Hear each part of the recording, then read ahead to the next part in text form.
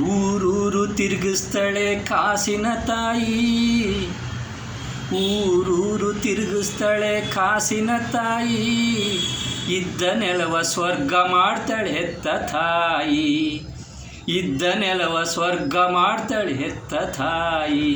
ಹೌದಲ್ವಾ? ಅವಳಿರೋ ಕಡೆನೇ ಸ್ವರ್ಗನೇ ತಾನೆ.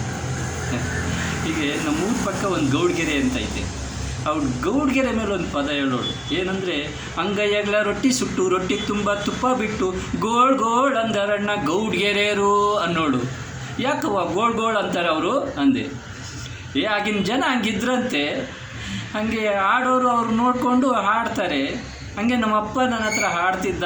ನಾವು ಬಿದ್ದು ಬಿದ್ದು ಅಂದರೆ ದೊಡ್ಡಯ್ಯ ನಮ್ಮ ತಾತ ಹಾಡ್ತಿದ್ರಂತೆ. ಹಂಗೆ ಅಂದ್ಕೊಂಡು ಬಿದ್ದು ಬಿದ್ದು ನಗೋಳು. ಹೀಗೆ ನನಗೊಂದು ಸತಿ ಹೊಸ ಬಟ್ಟೆ ಹಾಕ್ಬಿಟ್ಟು ಎರಡೂ ಕೈ ಹಿಂಗೆ ಅಂದ್ಬಿಟ್ಟು ಮುದ್ಕೊಟ್ಟು,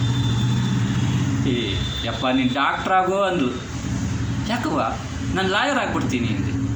ಲಾಯರಾಗಿ ಏನು ಮಾಡ್ತೀಯಾ ಅಂದು. ಲಾಯರಾಗಿ ಅಲ್ಲಿರೋ ಕಳ್ಳರನ್ನೆಲ್ಲ ಬಿಡಿಸ್ಬಿಡ್ತೀನಿ ಎಂದು.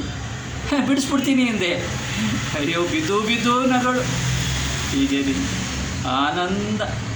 ತಾಯಿ ಜೊತೆನೇ ಅಂತ, ತಾಯಿ ವಿಶೇಷತೆಯೇ ಒಂಥರ ಸ್ವರ್ಗ.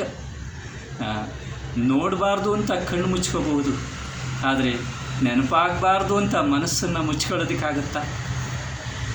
ಹಾಗಾದರೆ ಅಂಥ ವಿಶೇಷತೆಯೇ ಆ ತಾಯಿ ದೇವತೆ, ಆ ತಾಯಿ ದೇವತೆ.